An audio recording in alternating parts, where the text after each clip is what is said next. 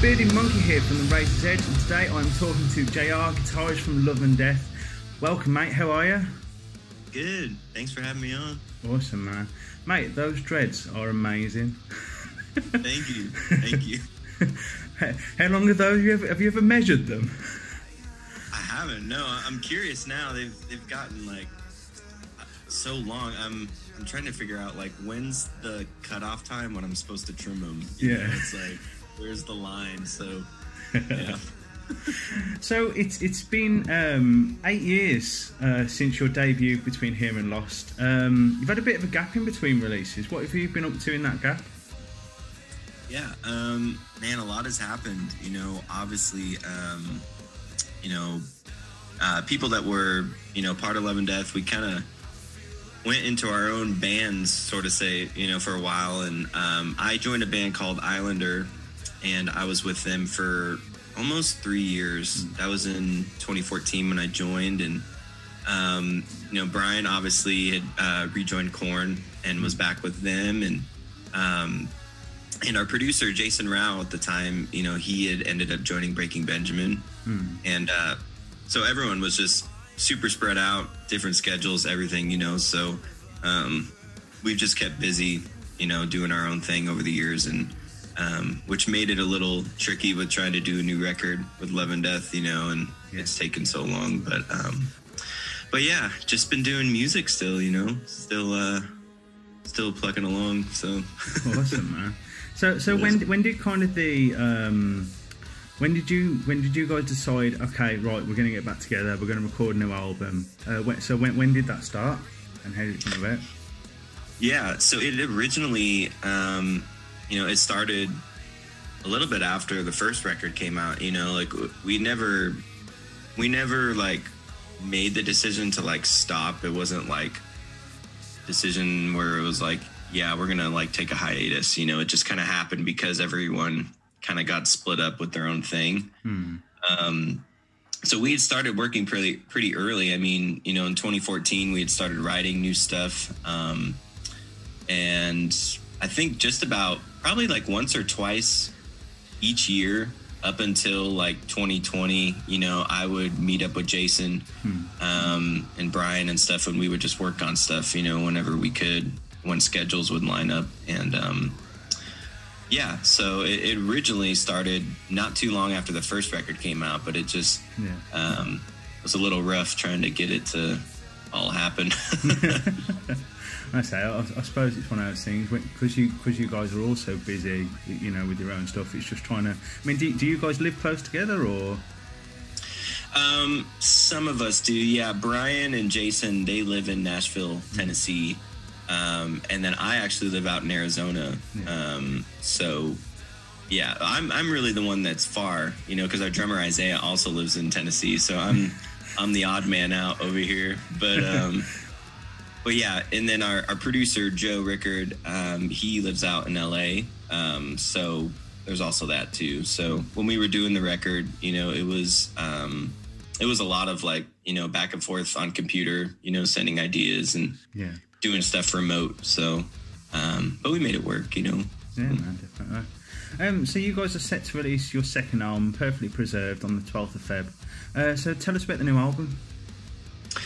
Yeah, again, this album's been, I guess, 8 years in the making. We put a lot of work into it, for sure. A lot of time's gone into it, and especially last year, when we kind of came back to everything, because of the pandemic going on, that kind of freed everyone up, with schedule wise and stuff, to be able to finish this thing, and we didn't want to take that time for granted, so we were like, let's do this, and so, we sifted through, we must have had maybe 20 to 25 songs, or if not full songs, ideas, that we just kind of went through, and we're picking and choosing, like, this is strong, throw this out, this could work. And, after doing that, we ended up writing, I think it was like 4 more songs, in 2020, because we were like, this stuff's good, but I think we can beat it, what we had. So, and I think we did that for sure. So yeah, definitely this record, a long time coming. And also, you know, with everything going on in the world, we had all that in mind too when writing, you know. So yeah. Awesome. I mean, so I've read that you were 15 when you joined Love and Death. Is that right? Yeah. How did that come about, and kind of what was that like? You know, sort of joining a lineup with obviously Head and you know being such a huge influence in metal. What was that like at that age? Yeah, it was crazy. You know, I wasn't looking to like join his band or anything, you know. What had happened, I had a YouTube channel and I would do a bunch of guitar covers, you know, just for fun. And I mean, I was a sophomore in high school at this point, you know, and the band Thousand Foot Crutch, they were doing like auditions on YouTube for like a guitar player kind of thing, because their guitar player left or something.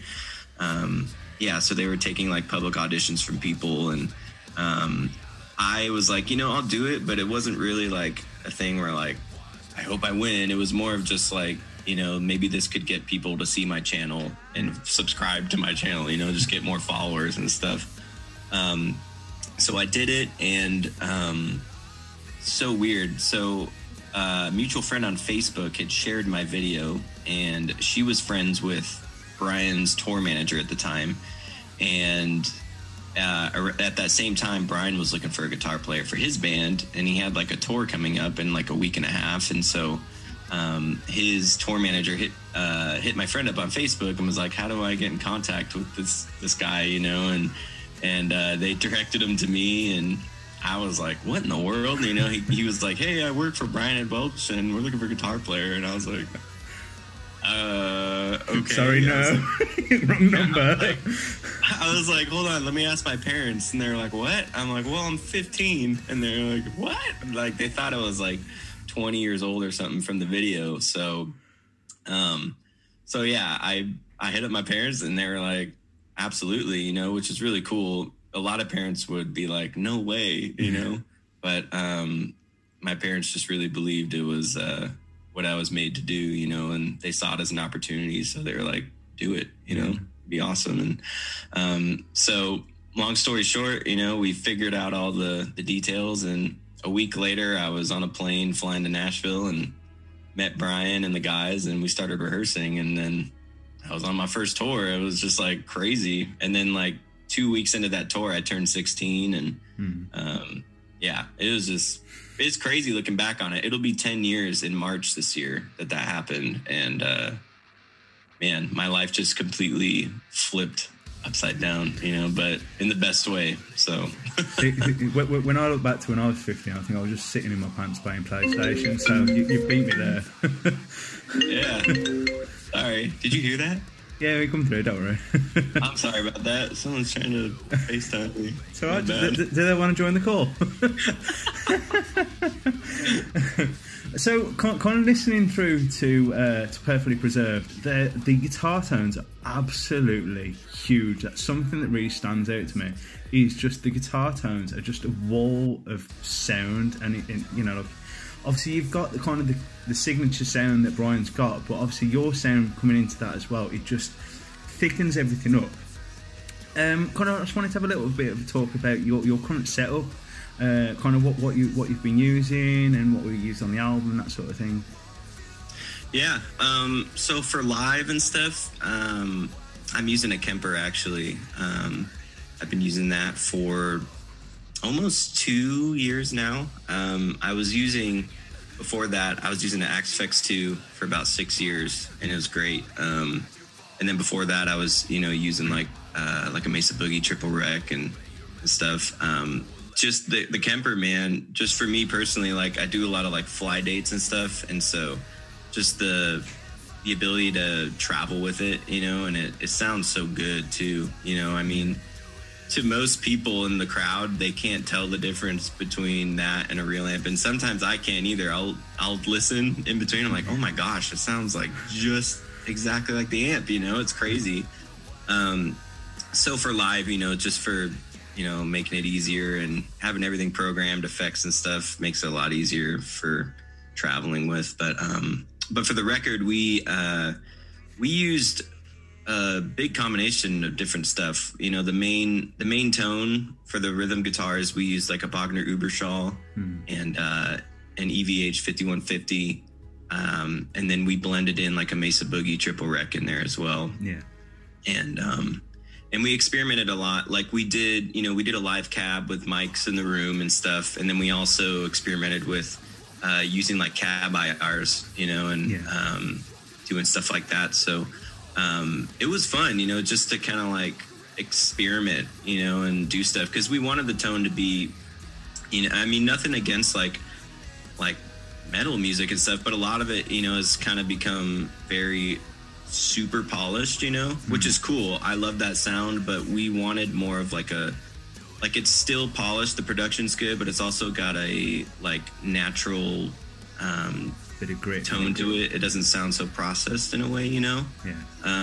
So that's what we're really shooting for with that, and even like the drums and stuff too, you know. We recorded live drums, and we just wanted it still be huge, but it sounds like realistic, you know.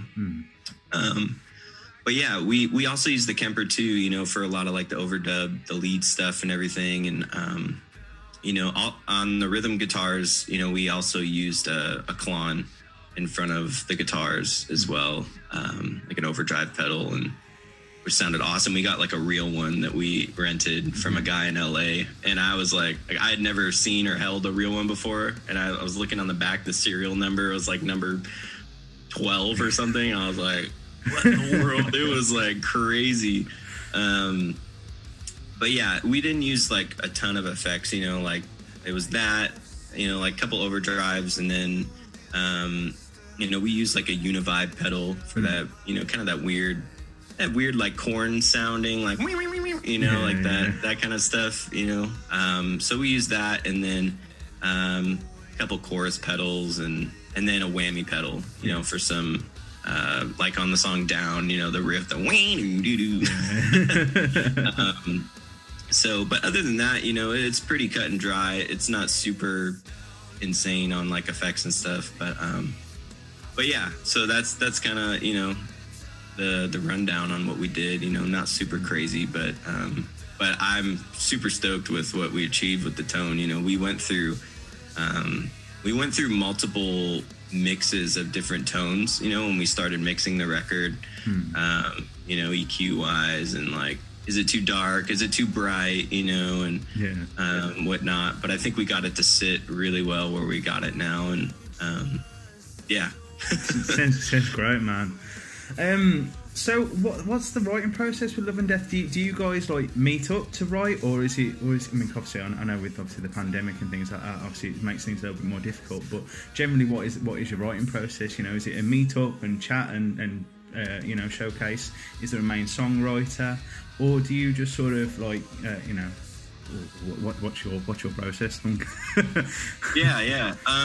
You know, I think this record, we wanted it to be even more of like a band collectively writing, and also like a collaborative effort, you know, with some friends of ours. So, you know, when we originally started writing the record, you know, it would kind of be where we're all coming up with ideas at home, sending stuff back and forth.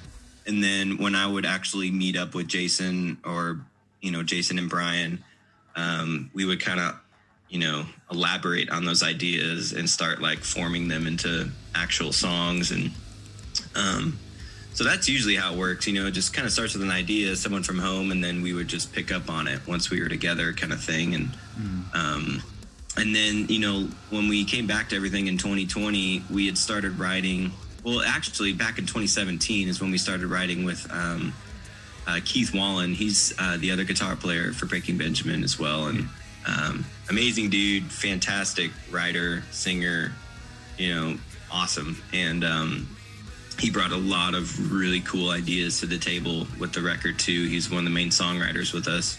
And so we worked with him, and our producer Joe Rickard as well. You know, he had a lot of input on the songs as well, giving ideas and song structures and stuff like that. And then another friend of ours, Tom Hain, he used to be the drummer for the band In This Moment, and he does writing and producing now. And we had met him back in like 2013. You know, Love and Death had did a couple shows within This Moment, and so that's how we connected and stayed connected. And after that, so we wrote a couple songs with him as well. So yeah, it's just a huge collaborative effort, you know, from everybody. And I mean, everyone was throwing lyrics around, you know, me, Brian, and Jason were throwing guitar riffs around and whatnot. So we all just kind of, you know, made it a big group thing, not just like, all right, you just write every single thing for guitar, you do the, you know, so,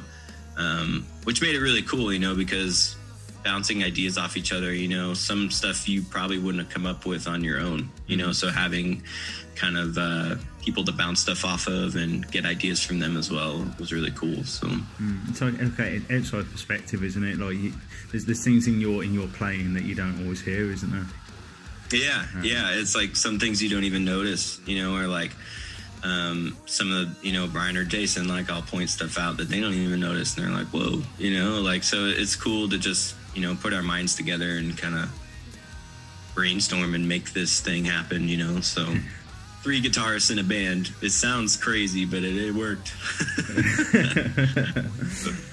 So you guys love to throw in a little sneaky cover of notice. So obviously you had the cover of Whip It by Devo on Between Here and Lost, and you've included a very unique cover of Let Me Love You by DJ Snake and Justin Bieber on Perfectly Preserved.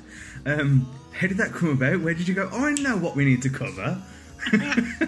Yeah, I mean, it was never like a set idea, like we have to do another cover, you know, on the record. But it was back in 2017. I remember it was me. I take blame, you know, it was my idea. Justin Bieber fan.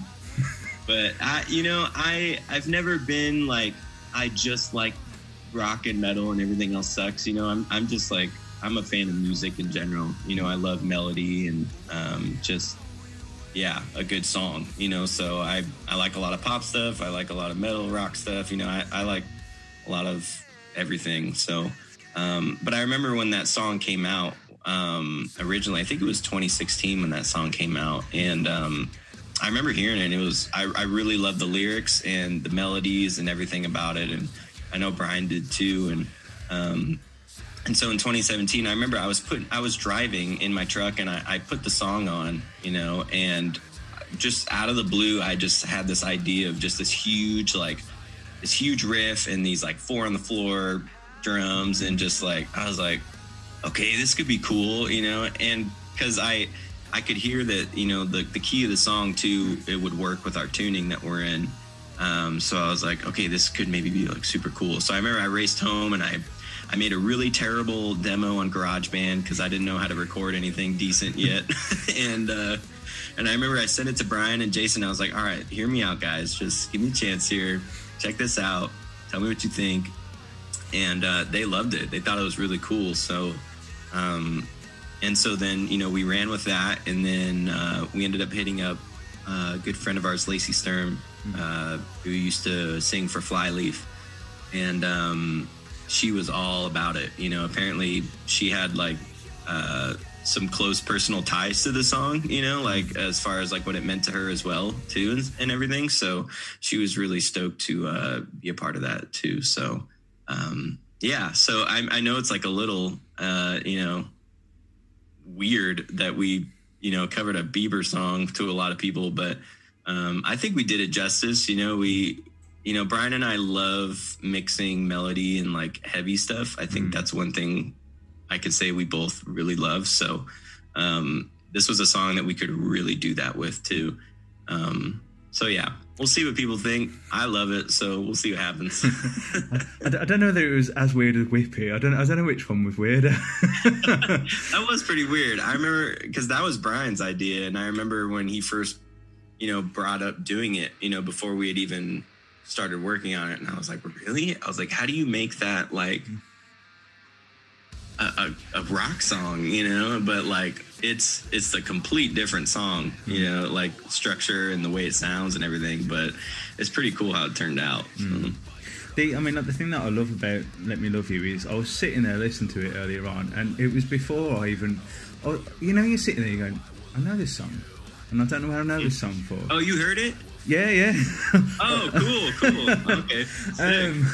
And cool. I was sitting there going, I know this song from somewhere, and it wasn't until like I searched it, I was like, oh, that's where I know it from. Yeah. And it just clicked there. I wished I wrote that song. It's awesome. So I mean, kind of, let's harken back to the days when we could gig and could get out on the road and stuff like that. Those wonderful days. I can't remember what they were like. I know it doesn't seem real anymore. It's like, really? So I've seen some wicked footage of you performing on a cruise ship in the beautiful warm sun, and obviously but kind of, what are some of your favourite venues and places that you've played, and why? Yeah, man, it's really tough because I love, the thing about smaller venues and clubs is like it's more intimate, with the crowd and stuff. Like there's just an energy there, you're like right up at the guardrail with like people and stuff, and like can really interact with everyone. So I love that. But I also love, the huge, like the big festivals and stuff too, because obviously there's like a ton of people and it's just like crazy, yeah, I mean, some venues that I really love playing at, there's one called the Machine Shop, and it's like a really well-known, it's in Flint, Michigan, but it's like a really well-known venue, and every time, I mean, I've played there multiple times, I think like 5 times maybe, and every time, just the people there have been awesome to, whether it was with Love and Death or I also played there with Islander, and either way, everyone was really cool, and people that kicked me out to the shows were great, and it was always like a good experience playing there. There's some other ones, I love oh man, what is it called? It's a venue out in Utah, and I can't remember what it's called, but it's like it's got like multiple venues in a venue, but that place was really cool. It was really nice, and so I have, it's funny because like when you show up to a venue you've played before, it's kind of funny because you remember like how to get around from last time, and you just kind of walk in and you're like, hey everybody, it's like and I remember we would get excited when we would play some places again. We're like, oh man, that place was great last time. Like, I'm super stoked to play there again, So yeah, there's quite a few. I can't remember the names of a lot of them, but yeah, there's some definitely that I remember. And like when I would see that we would play there again, I'd be like, oh, that's going to be great, so. Kind of, do you keep up to date with like the upcoming bands and things that are around your area, and kind of who are you sort of champion at the moment? Who are you seeing sort of coming forwards and pushing out? Yeah, I try to, there are so many bands, it's like, it's crazy how many new bands there are. And as far as locally, there's a couple of bands I know because of, like friends of mine that are in the bands, out here. But I think the music scene out here in Arizona isn't like huge. I mean, there is one, but it's not like crazy, like Nashville or LA or something like that, But as far as like just in general, like up and coming bands, maybe not local, but just in general, like one of my favorites that I've heard is a band called Spirit Box. Yeah. And man, when I first heard them, I heard them through I think it was Octane or Liquid Metal or something out here. They did like a live show of like bands filming themselves just from home, because everything going on, and doing like a show out of it. And they did one. They played like 4 or 5 songs, and dude, I was just like, what? Because they have a female vocalist, and she like, her voice is incredible, just like her clean voice, but then she transitions into the craziest like growls and screams I've heard. I'm just like, it was nuts, and the music's awesome too, so I was like, wow, this is sick. So they're like probably one of my favorite up and coming bands that I've heard, so far. And and yeah, there's so many. I know there's so many that I've heard of and I haven't even checked out, you know, because I feel like I hear about a new band almost every day. You know? But I'm stoked that there's still bands, you know, that are still pushing hard, especially with what's going on right now. You know, like there's still a lot of bands coming out of the woodwork. I feel like it's almost, you know, our bassist, Jason Rao, I've heard him say this before, but it's almost leveled the playing field, you know, with everything going on as far as like, you know, bands aren't able to tour and stuff now. So now it's all online. So now it's almost given brand new bands a fighting chance in a sense as well, you know, like to be seen or whatnot. You know, it's not like, you know, these huge bands are just kind of like still dominating, which I mean, they are in a sense, but now it's almost like, you know, these smaller bands have a chance for people to see them because everything's online and whatnot. And so, so I think in a way it's kind of cool. It's almost been kind of a reset, you know, and giving people a chance. So yeah, we'll see what happens. I mean, it's kind of like I was having a chat with somebody the other day, and he was kind of sort of saying like, there's a lot of the old guard in music now who will step back in you know, for newer bands to sort of, you know, take that place and move forward. Yeah. You know, I mean, there's the whole discussion of, you know, who's the next headliners and that sort of thing, and it's something I always find quite interesting. It's like, you know, who's going to take that, you know, even once like people like Slipknot are gone, who's going to take that spot, you know? Yeah, we used to talk about that a lot when I was with Islander. You know, we would, you know, I mean, I think we were talking with Head, and, you know, he had kind of brought up, you know, like, you know, we got to start pushing younger bands because, you know, the bands that are, you know, headlining and stuff aren't going to be here forever, you know, like like you said, who's going to take that spot, you know, and like become the new headliners, you know? And so, yeah, it's just crazy to see like that transition starting to happen almost, you know, like we're kind of at that point where there are enough up and coming bands that you could be like, okay, these could be the potential new like headliners for the next like 20, 30 years, you know? So, yeah, so the time is now to be in a band. So kind of checking out your Twitch, what games are you really enjoying at the moment, and have you had a chance to, you know, what console are you playing? Is it you a PS5 guy, are you an Xbox guy, or and kind of what are your thoughts on the current consoles that are out? Yeah, I haven't gotten to Twitch in a while just because of all the, you know, the Love and Death stuff we've been doing. I've been so busy with it. I haven't been able to be on in a while, but I want to again. You know, I think once the record comes out and stuff, I'll have some more time to be able to jump back into it. But yeah, I still have a PS4. You know, I used to have an Xbox 360 back in the day, and like, I mean, my first console was probably a Nintendo 64 when I was like 4 or 5 years old. You know, and oh yeah, so good. I want to get one. I miss playing those games. I got one during the last lockdown. I spent I managed to get one for like 60 quid, and I was so chuffed. and I got all the old games. I was like, this is amazing. Living the life. Yeah, that's awesome. But yeah, you know, I love playing. I think one of my favorite games is probably Assassin's Creed.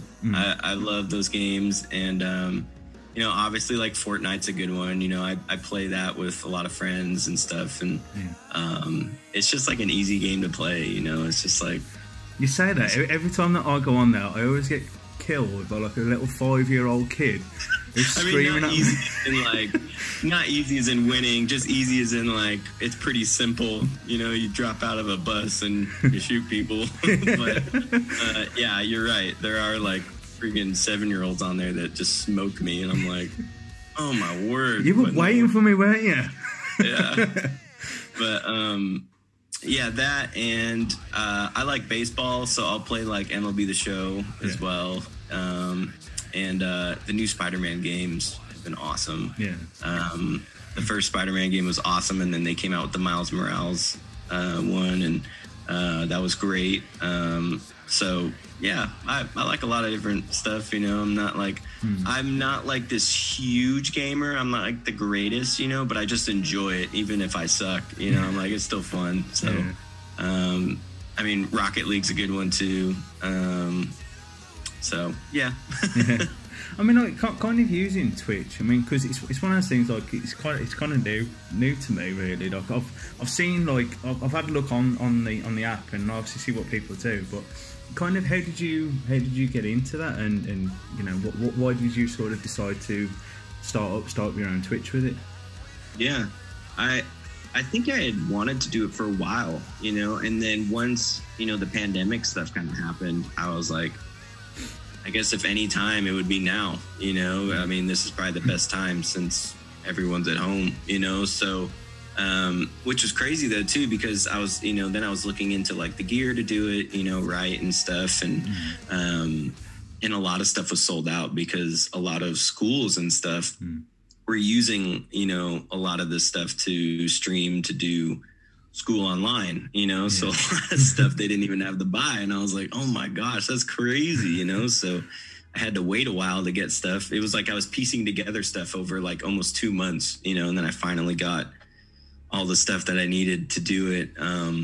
But yeah, I think just, you know, with everything going on, that kind of gave me the push to be like, all right, let's do this, you know, like any way to interact with the fans and stuff still. Because I mean, for bands, that's kind of what you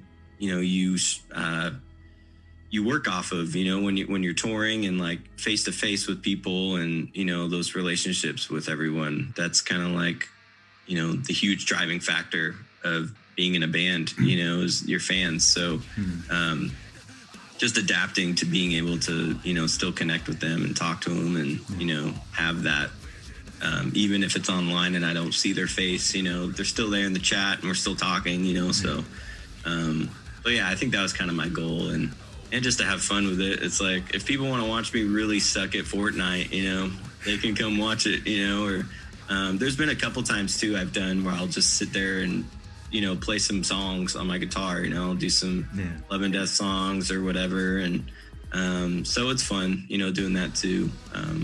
But yeah. Awesome. So kind of going back to Love and Death, so we've heard 3 singles so far. We've got Down, White Flag, and the most recent, The Hunter. So 2 of the singles have got special guests. So obviously we've sort of discussed it earlier on. So we've got Keith Wallen from Breaking Benjamin on The Hunter, Ryan Hayes from Righteous Vendetta on White Flag, and obviously we've also discussed how we've got Lacey Sturham from Flyleaf on Let Me Love You. So who is on your hit collaboration list for future projects, or for Love and Death, or, you know, who would you love to collaborate with? Yeah, man, that's a tricky question. I mean, I think going back to when we were talking about Spirit Box, I think, I can't remember her name. I'm so sorry if she's somehow watching this or something. I'm sorry. But man, her voice is so awesome. So I think it would be really cool to have that dynamic of like her voice and Brian's, or mine, or whatever, like just that back and forth kind of thing, you know, like it would be really cool. I mean, man, who else?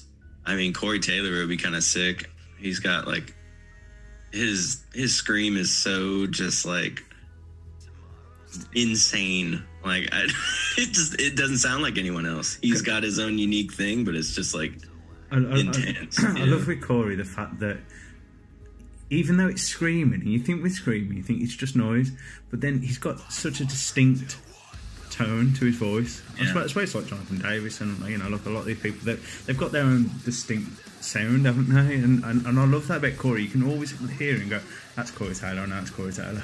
Yeah, totally. Yeah, that's what's so rad about him. Like you said, just his tone is so unique. No one can really like mimic that, or I haven't heard it, you know. So yeah, that would be really cool. I mean, I don't know. There's so many great, you know, people out there that would be cool to collab with. Like, it'd even be cool to collab with like someone who isn't in rock, like it, like shot out of the dark, but like maybe like Post Malone or something. Like that sounds crazy, but you know, like I love when there's like collabs that don't make sense almost, you know, like everyone's gotten in that mode of like, okay, well, if you do a collab, you do it with someone in your genre. But I think it's cool if you like cross, you know, those genres and be like, whoa, what? That guy did that with that band? You know, like it's just kind of like a shock, like what in the world?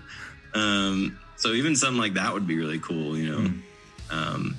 But hey, Post Malone, if you see this, hit us up, you know, we'll talk. So kind of moving forwards, hopefully outside of a pandemic, what are your, you know, where do you see you guys sort of going from here with the new album coming out? Yeah, we, you know, we hope that, you know, we can continue to do something, you know, I mean, I know we want to keep it going. You know, I think our big thing is, you know, we wanted to see the reaction of everyone, like how it was going to be perceived with us even like coming back, and then like, you know, what people think of the album and stuff. And I think so far it's been widely good, you know, like the feedback and everything we've seen, which is awesome. And because we've been gone so long, you never know. It's like, are people going to care? You know, we've been gone for like 8 years, you know, so it's just been cool to see that people care and stuff. And so, you know, we've got a live stream show happening on Friday, you know, along with the album coming out. We're doing a concert, you know, later that night. And which is really cool. We're really excited and a little nervous, you know. I mean, it's been cool, like playing those old songs again, like rehearsing them and stuff. Like it's been kind of nostalgic going back to those songs. I haven't played them in so long. And so that'll be cool, you know. And then we've been talking about stuff for the future. And as far as touring, you know, I'm not sure what that will look like. You know, I think every band is kind of in like waiting it out, you know. And so yeah, we would like to do something as far as like touring or playing shows, but not sure what that would look like yet. You know, if things do go back to normal and stuff, like obviously, you know, we're going to be doing stuff with our main bands, you know, so figuring out, you know, if we could do a tour, or if anything, we could do maybe just some festival shows or something, you know. So so we're talking about it, you know, kind of just seeing what happens with everything and riding it out, you know. That's all we can do. But yeah, we definitely have plans to keep it going and do some stuff for sure. So awesome, man. Well, JR, thank you very much for your time, man. I really appreciate you chatting with us here at the Razor's Edge today. So Perfectly Preserved is out on Friday the 12th of February 2021 through Ear 8 Records. Make sure you grab a copy. Mate, once again, thank you. It's been awesome talking to you, and I hope you have a fantastic day. Yeah, thanks for having me, man. All the best, man.